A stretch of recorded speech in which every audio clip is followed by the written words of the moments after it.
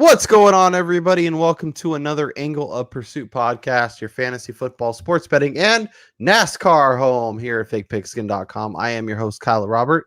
You follow me on the Twitter at NotoriousKRO. With me once again, it's Brian Twining. Brian, we're back at Daytona. This time we're on the Roval, the road course with the oval ends. How was your race? How did you enjoy Sunday? I know it took us.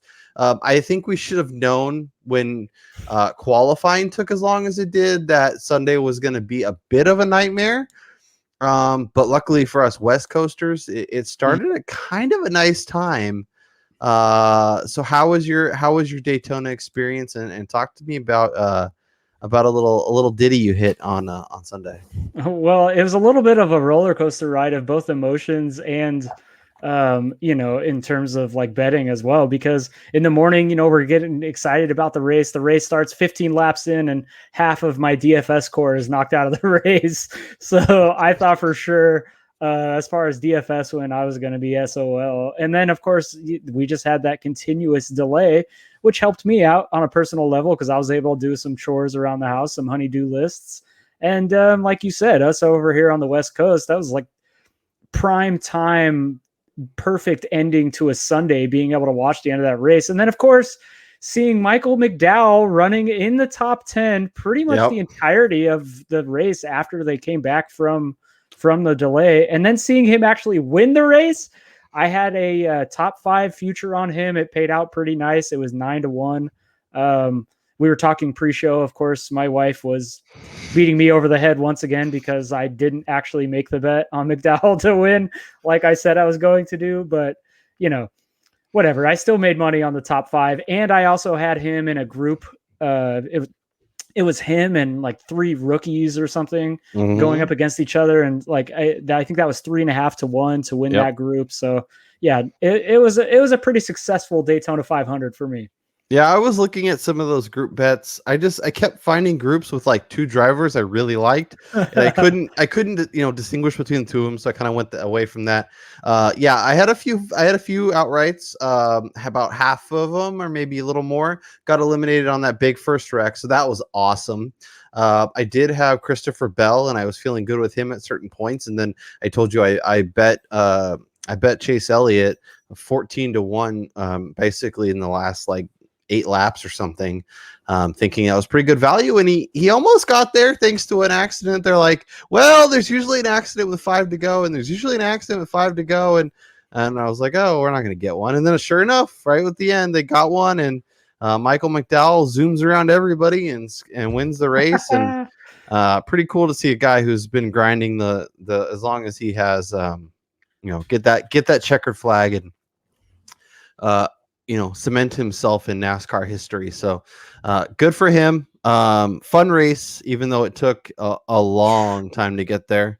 But we got there, and now we got looks like good weather for this weekend in Daytona, which is interesting. So as I mentioned, we're going to the O'Reilly Auto Parts 253. It's on the road course. It's the second year of the road course. Mr. Chase Elliott is your outright favorite, big gap between him and then Truex and then everybody else, obviously dominating as much as he has over the course of his run. On road courses in general, 12 races, 5 wins, 6 top 5s.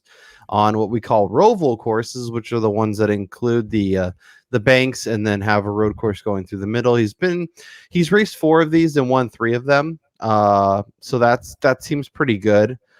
So that kind of helps his top to win plus 200, top 3 minus 155 and minus 670 to get that top 10.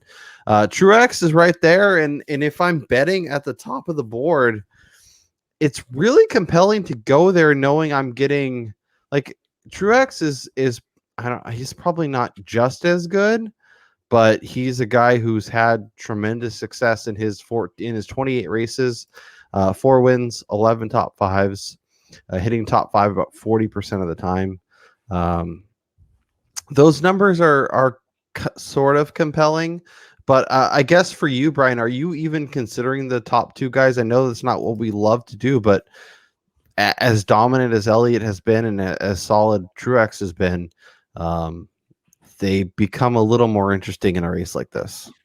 Yeah, I mean, last year when we were first kind of diving into NASCAR, it was pretty amazing to see how these two have clearly separated themselves from the rest of the Cup Series in terms of their success at road courses. I mean, you talked about Chase Elliott and what he's been able to do at these roval courses, and then you look at Martin Truex Jr. When looking at like Watkins Glen and Sonoma in those races, he has 5 consecutive top 5 finishes amongst those two courses. And then last year he finished 3rd here at the Daytona road course. So he's really the only other guy that has any sort of standing next to Chase Elliott in terms of success on these courses. So, I mean, it for me, it's really between those two. And as much as I love Martin Truex Jr., I'll probably be more inclined to bet him, but I'll probably be avoiding the overall winner in this. But if I was going to, I would probably be like you and lean with Elliott at 2-1 odds here, because he is so good at these tracks and where he's starting this race up near the top. Like it's going to take a pretty massive mistake for a guy who has so many more fastest laps at these road courses than anyone else. So he just knows how to navigate these courses. Yeah, he's very comfortable. He's good at kind of, going between the road course and the traditional, banks and just kind of bouncing back and forth and doing really, really well. So, yeah, I don't really love betting these shorter numbers, but Elliott is that dominant that if you want to go with that 2-1, I think it makes a lot of sense. Now, if we want to go beyond there, looking at the double digits and longer, is there anybody that you're considering for an outright? I mean, it's really difficult, but this guy's also going to be in my DFS. But like a guy like Eric Jones, who he's starting way back in the pack. So this kind of goes into why his odds are where they are. But they're right in line with where Michael McDowell was last week at 66-1 to win this race. And Jones is a guy who on road courses, he finished 11th here at the Daytona race. He has 3 top 10s at Watkins Glen with 2 top 5s. He's finished in the top 10 at Sonoma as well 2 consecutive times. So he's a guy who has shown success in the past. We're seeing him with that Richard Petty team, and unfortunately crashed out early in that Daytona race last weekend. So we didn't really get to see the full brunt of what he's able to do with his new team. But if I'm looking way down the list, it's somebody like him who will be more likely to take a little more chances throughout the race because he is starting so far behind. And that's the reason why the odds are the way that they are. So like I said before, though, if I'm betting an overall winner, it's probably going to be Elliott. And then I'll be looking at top 5s and top 10s for the rest. Yeah, I like that. I'm with you. Ryan Blaney is interesting, but his odds being 11, considering he's starting way back at 27th, is a little aggressive for me. I don't know if I can quite get there. William Byron at 22-1 is somebody that I'm looking at, and I might go top 3 and get that just 5-1 and be happy with that. But Byron's a guy who's traditionally done well in these road courses, had a good run last year. Of the roval courses, he's actually led the 3rd most laps with 50 over over 4 races. So pretty solid.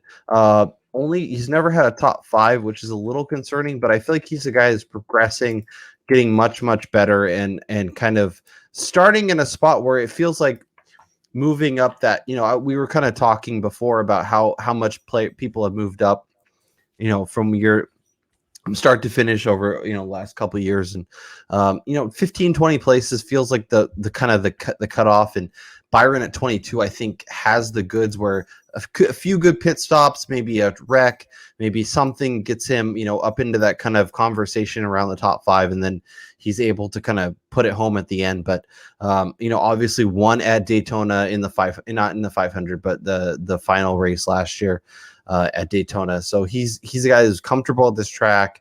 And I think wants to make up for kind of an underwhelming performance in the 500 last weekend. Beyond the outrights, is there a top 3, top 5, top 10 that you're thinking maybe there's some value here with one of these numbers?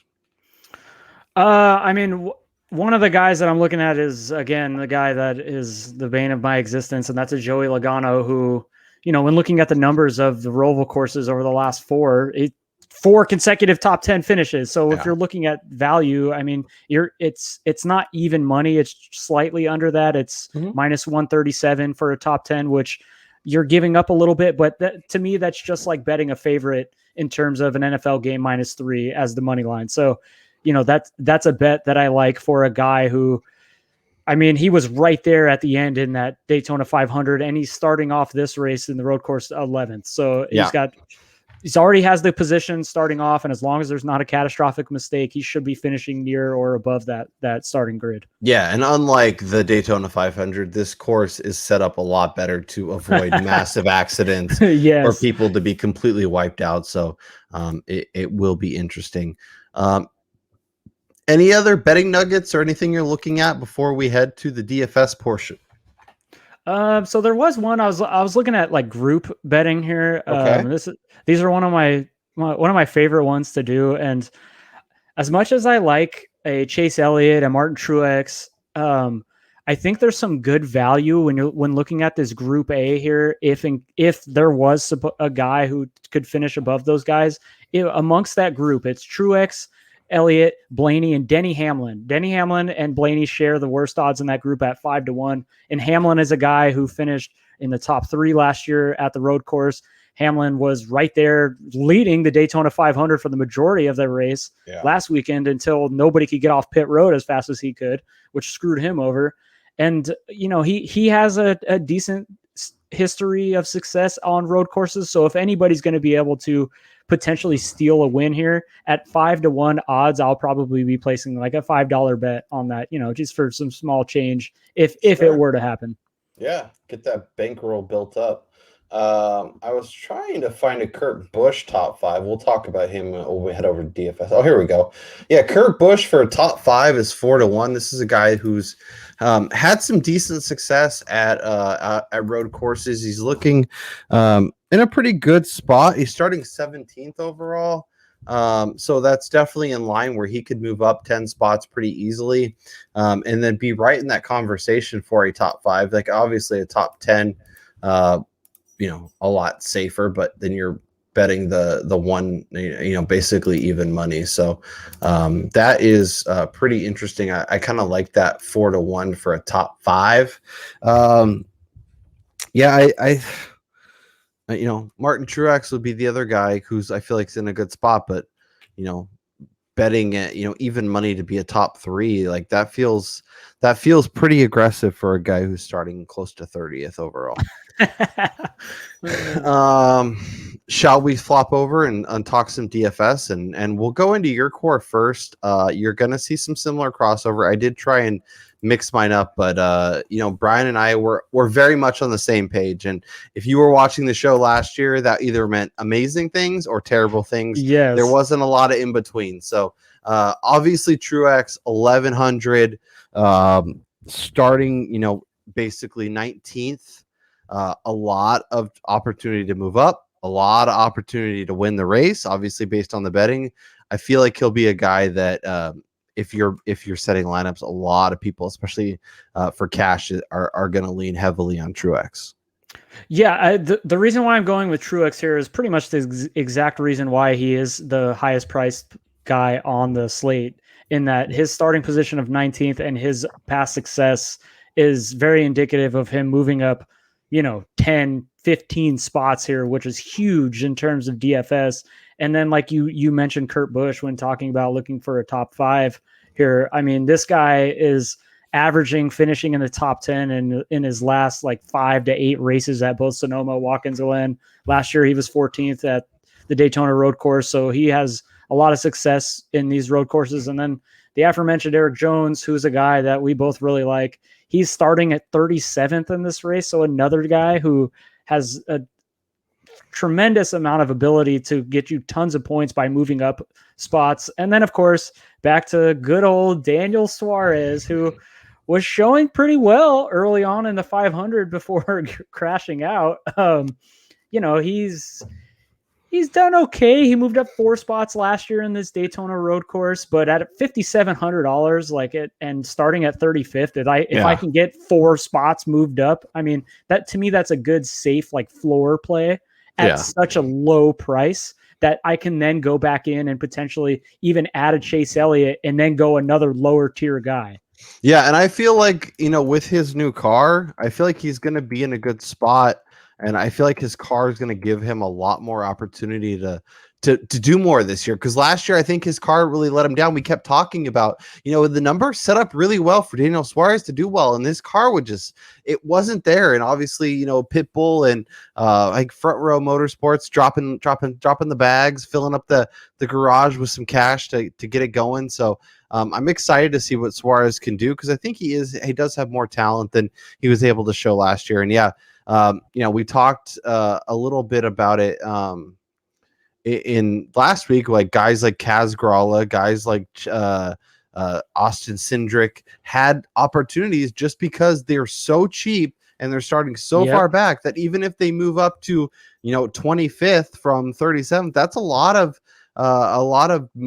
points for moving up. There's a lot of different strategies, and kind of one that I've kind of liked is the 3-2-1 method, where 3 guys from kind of that back 20 to 40, 2 guys from the middle, and then maybe one guy from the top. Don't necessarily love, like Chase Elliott. I love him. He's an amazing driver. I think he has a great shot at winning, but from a DFS standpoint, I don't think he does a lot for you. Those dominator points will be nice, where if he's continuing to lead laps and do really well there, then that will be okay. But the odds of him moving, and he can't really move up from the first overall. And if he wins the race, well, then cool. But I think you can get a lot of other points. So so Truex, Kurt Busch, Eric Jones, and Daniel Suarez are your core. I'm trying to mix it up a little bit. Obviously, got Truex. I'm 100% with you on Kurt Busch. William Byron made my core 8,800. Starting, what is he starting? 22nd, has good track record. I don't think he's necessarily like an outright bet, although I do kind of like those odds at, he's 22 to 1. He's starting 22nd. There's a lot of crossover that I like. But looking at some of the loop data from last year, he ran really well. And in fact, if you look at, the driver rating, which takes into account like passing and overall speed and whatnot, he was actually the 4th best driver, despite finishing only 8th behind Chase Elliott, Martin Truex, and Danny Hamlin, who are 1, 2, and 3, or 1, 3, and 2 rather, respectively. So the fact that he was that solid, is a good sign, and something that I'm kind of optimistic about him up this year. And then Eric Jones, I'm with you there. And then Ryan Blaney's another guy who just does really well on these kind of courses, starting towards the back at 27th. Lots of opportunities to move up. I think he's a guy who could be in that top 10, top 5 conversation. And if you look at his prices over on DraftKings Sportsbook, you see that bear out, right? He's 11 to 1 to win the race, despite starting 27th. He's plus 325 for a top 3, despite starting 27th. And so when you can use kind of your crossover between DraftKings prices and the betting market, I think you can get some good ideas of where they expect these people to finish. And if you can get that movement points, I think you're going to be really happy. Any other DFS people that are drivers that you're kind of looking at or thinking might be interesting pieces to kind of mix in? Well, like I said, I think Joey Logano's an interesting spot here. He's like the 6th highest priced driver, starting 11th, but a guy who's consistently finishing in the top 10 here. So like we said, we both expect him to finish top 10. So he's going to be moving up a spot. And with starting near the front like that, he does have an easier path to leading laps and or potentially winning the race than guys like even a Martin Truex, who is a favorite by, over 2 to 1 on him going in here. And then, for me, I like digging deep on these guys. So I'm looking at the DraftKings lineup right now, and you're looking at like let's see here, a Ricky Stenhouse Jr. starting 16th Mhm. at 6,100. I mean, I Yeah. know he's not fantastic, but he's a good driver. He's starting near the middle of the pack. He has, I mean, unless there's an accident and he stays safe, you're looking at potential of decent value again. A guy who could sneak in the top 10 for just $6,100. I mean, Yeah, I was that's looking at him too. Like I know, like you mentioned, he's not going to be somebody that, he doesn't have a lot of opportunity to move up, but at 6,100, he's somebody that can make a lot of lineups work because I'm trying to squeeze in two of those 10K yep. guys. I'm going Truex, and then I'm either going Blaney or I'm going uh I guess high nines, low tens. But yeah, like William Byron makes sense. Joey Logano, like these, like the 9K. But I'm honestly, I'm trying to get two 10, two like or maybe like 111K, and Truex is a must play for me. And then some combination of Blaney, Byron, Kurt Busch, like a couple of the between 10K and high eights basically. Yeah, so I did want to hit on real quick. I'm looking at like the race matchups, like head-to-head matchups, and an indication of kind of like you said about how Vegas, where they think these guys are going to finish. Perfect example of this is they have the race matchup of Michael McDowell versus Eric Jones. The starting position difference is 35 spots. McDowell is starting second. Eric Jones is starting 37th. Eric Jones is even money to finish ahead of Michael McDowell. So what does that say about their skill levels at this particular track? I mean, Yeah. that right there just gives you a good indication as to how good certain drivers are at particular tracks. Yeah, 100%. And, obviously Eric Jones has a nicer ride, has a better vehicle. Like there's a lot of opportunity for these things to switch. So that's another way to attack this too. Obviously when you're setting up your DFS lineups, look at how Vegas, views that. But if you want to take advantage of a driver that you think is going to do well and not take him in the outright, not take him even top 3 or top 5, you could look for some head-to-head or some group matchups and find ways to take advantage of that as well. So I like that call quite a bit. Brian Twining, we've reached the end of our show, and that means only one thing. What's your best bet? And if it's not an outright, if you're betting one outright, who is it? So if I'm betting one outright, I hate doing this. It's going to be Chase Elliott at 2-1, starting from the top. I mean, I hate being a front runner, and this will probably bite me in the ass. So I do not recommend betting it. So it would be Elliott, just leading the pack from start to finish. But my best bet of the day, I'm going back to the well with Mr. Eric Jones at a good number for a top 10 finish here at plus 225. Give me Jones to move up 27 spots to move into the top 10. I like it. I like it a lot. I'm with you. If I'm betting outright, it's Chase Elliott. That's the bet. I mean, I know it's short number. I hate doing it as well. But when it's we talked about this last year, when the track dictates it, when the stats dictate it, I'd much rather bet a guy at 2-1 who's going to win than a guy at 20-1 who's not going to win. And so, you can, I love finding value. I love doing that. But I that is the bet for me. That being said, I am looking at, man, I don't know. Part of me, so I'm looking at 2 top 5 bets. I'm looking at Kurt Busch at 4-1. I'm also looking at William Byron, who I keep finding myself gravitating towards at plus 275. I'm going to take Kurt Busch just because I like the number better. They're both close. They both have similar track records. Obviously, Byron doesn't have as much experience, but has done well when he's raced there. And as I mentioned, had an amazing driver rating last year. So I like William Byron, but I am going to take Kurt Busch top 5 at 4-1 as my best bet this week. Nice. As always, make sure you're following Brian and I on Twitter. Make sure you're subscribed to the show if you're enjoying the NASCAR content. We will be here each and every week. As always, drop in the comments who you like this week. Who's your favorite bet? Maybe your favorite DFS play. Let us know where your head's at. We're always looking for some new ways to attack the race. If you are enjoying the show and you have subscribed, make sure you're hitting the bell notifications so you know when we have new content. We're trying to record these on Thursdays so you have them in time for Sundays. For Brian Twining, I'm Kyle Robert, and we'll talk to y'all next time.